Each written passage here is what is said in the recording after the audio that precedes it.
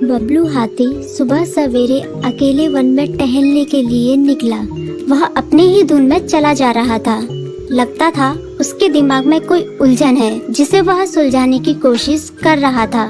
सड़क पर आगे बढ़ते ही उसके सामने चीकू खरगोश भागा। बबलू का पैर उसके ऊपर पड़ने ही वाला था कि चीकू जोर से चिल्लाया।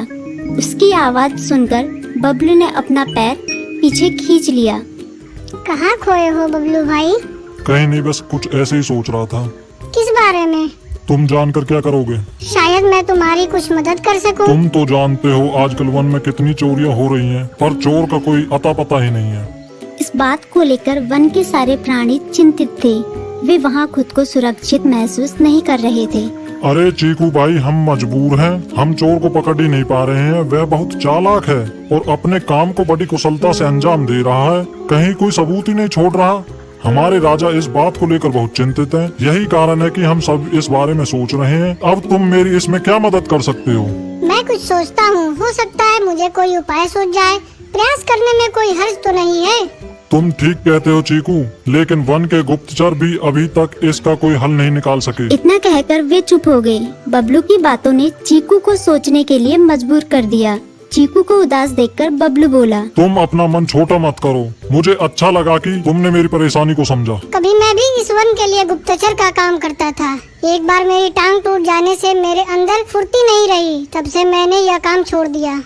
चीकू, तुम चाहो तो यह काम दोबारा कर सकते हो। वन के प्राणी ज्यादातर दिन में भोजन की तलाश करते हैं, वे रात को आराम करते हैं। तुम दिन रात दोनों में ही भोजन की तलाश में निकल सकते हो सकता है रात को तुम्हें कुछ ऐसी बातों का पता चल जाए जो हमारे काम की हो।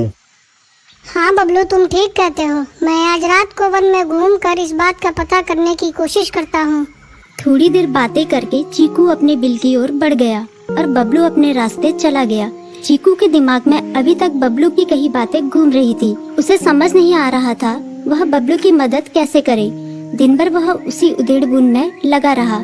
शाम होते ही चीकू कुछ सोचने लगा और वह चुपचाप बिल से बाहर निकल आया। चीकू की पत्नी ने देखा तो बोली, इस समय कहाँ जा रहे हो? बाहर खतरा है। खतरा तो सुबह भी रहता है, लेकिन खतरों से डर कर हम भूखे तो नहीं मर सकते। मैं बाहर घूम कर आता हूँ। इतना कहकर चीकू रात को बिल से बाहर निकल आया। कुछ दूर जाकर उसकी नजर बंकू उल्लू पर पड़ी, जो कुछ ही दूरी पर था। वह पेड़ की डाल पर बैठा अपनी गर्दन चारों तरफ घुमा रहा था। वह तेजी से पेड़ की एक डाल से दूसरी डाल पर उड़ रहा था। बंकू की नजर उस पर नहीं पड़ी थी। कुछ सोचकर चीकू पेड़ के पीछे से बाहर निकलकर थोड़ी खुली जगह पर आ गया और वहां से बंकू उल्लू को देखने लगा। बंकू ने चीकू को अंधेरे में भी देख लिया, पर उसने उसमें कोई उत्सुकता नहीं दिखाई और अपनी गर्दन चारों ओर घुमाता रहा। चीकू बड़ी देर तक बंकू की हरकतों पर नजर रखे रहा। वह थोड़ी देर तक खुले मैदान में खड़ा रहा, पर बंकू ने उसे देखकर भी अनदेखा कर दिया। उसने महसूस किया कि बंकू के आसपास चमकू चमगादड़ भी मंडरा रहा था। कुछ देर वन में घूमने के बाद चीकू अपने बिल में लौट आया और सुबह होने का इंतजार करने लगा। अगली सुबह बबलू उसी रास्ते में जा रहा था। रास्ते में चीकू उसका इंतजार कर रहा था। आज बड़ी जल्दी आ गए बबलू। हाँ, आजकल मुझे चिंता की वजह से नींद नहीं आती। कोई नई खबर है क्या? यकीन से तो मैं नहीं कह सकता, पर मैं तुम्हें ऐसे प्राणी का नाम बता सकता हूँ जो शायद चोरों की मदद कर रहा है। कौन है वो? बंकू उल्लू। इतना कहकर चीकू ने रात की घटना उसे ज्यों की त्यों सुना दी। इसे सुनकर बबलू का माथा ठनका। बबलू की आंखें चौंधिया गई। तुम ठीक कह रहे हो। मुझे आज रात बंकू और चमकू पर नजर रखनी होगी। इतना कहकर वे दोनों अपने अपने रास्ते चले गए। बबलू रात को अपने साथियों के साथ बंकू पर नजर गड़ाए रहा। उसकी संदिग्ध गतिविधियों को देखकर बबलू ने उसे उसके साथियों चंकी और संकी लोमड़ के साथ पकड़ लिया। बबलू ने सख्ती से पूछताछ करनी शुरू कर दी। तुम इस समय बंकू चमकू के साथ क्या कर रहे हो? हम चारों दोस्त हैं, इसलिए साथ बैठकर बातें कर रहे हैं।